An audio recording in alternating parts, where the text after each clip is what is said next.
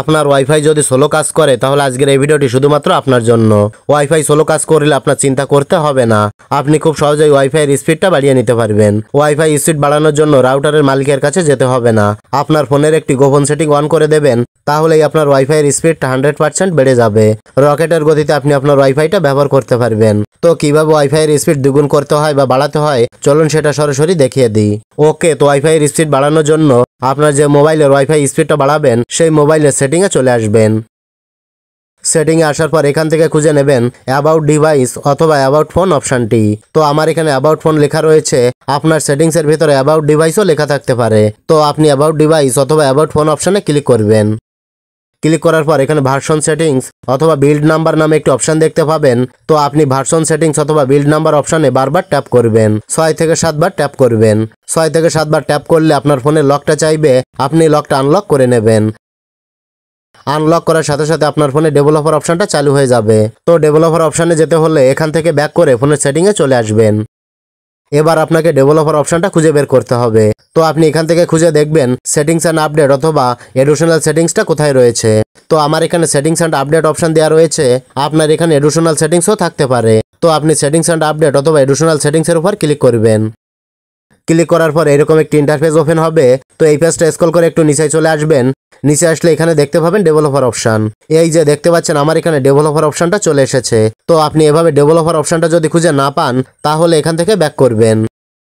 এবার ফোনের সেটিংসের যে সার্চ বার আছে এই সার্চ বারে ক্লিক করবেন। তারপর এখানে লিখবেন ডেভেলপার। দেখতে পাচ্ছেন ডেভেলপার লেখার সাথে সাথে ডেভেলপার অপশানটা চলে এসেছে। তো আপনি এই ডেভেলপার অপশানের উপর ক্লিক করবেন। ক্লিক করলে আপনাকে সরাসরি ডেভেলপার অপশানের ভিতরে নিয়ে আসবে। এখানে ডেভেলপার অপশানে সমস্ত ইম্পর্টেন্ট সেটিংগুলো দেখতে পাবেন। এবার আপনি এই পেজটা স্ক্রল করে একটু নিচের দিকে চলে আসবেন। এভাবে নিচের দিকে চলে আসবেন। নিচের দিকে আসার পর এখানে একটি অপশান দেখতে পাবেন এনাবেল ওয়াইফাই ভার্বাস লগইন। ভালোভাবে দেখেন এখানে লেখা রয়েছে এনাবেল ওয়াইফাই ভার্বাস লগইন। তো এই অপশানটা যদি আপনার এখানে অফ করা থাকে তাহলে আপনি এই অপশানটা অন করে দেবেন। আপনার ফোনের ডেভেলপার সেটিংসের ভেতর থেকে ওয়াইফাই ভার্বাস লগইন অপশানটা অন করার সাথে সাথে মোবাইলের ওয়াইফাইয়ের স্পিড 100% বেড়ে যাবে। আপনি হাই স্পিডে আপনার ওয়াইফাইটা চালাতে পারবেন। মোবাইলের ওয়াইফাই স্পিড বাড়ানোর জন্য রাউটারের মালিকের কাছে যেতে হবে না, শুধুমাত্র এই সেটিংটা অন করে দিলেই আপনার ওয়াইফাইয়ের স্পিড দ্বিগুণ হারে বেড়ে যাবে।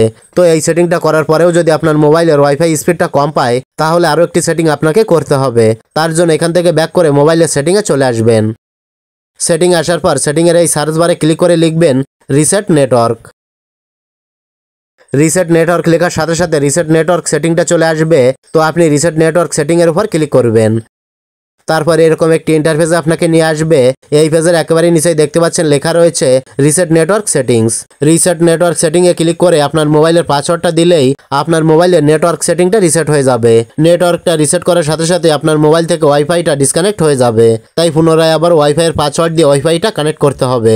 আপনার যদি ওয়াইফাইয়ের পাসওয়ার্ডটা জানা থাকে বা যদি রাউটারের মালিকের কাছ থেকে ওয়াইফাইয়ের পাসওয়ার্ডটা নিতে পারেন তাহলে শুধুমাত্র আপনি নেটওয়ার্কটা রিসেট করবেন, অন্যথায় রিসেট করবেন না।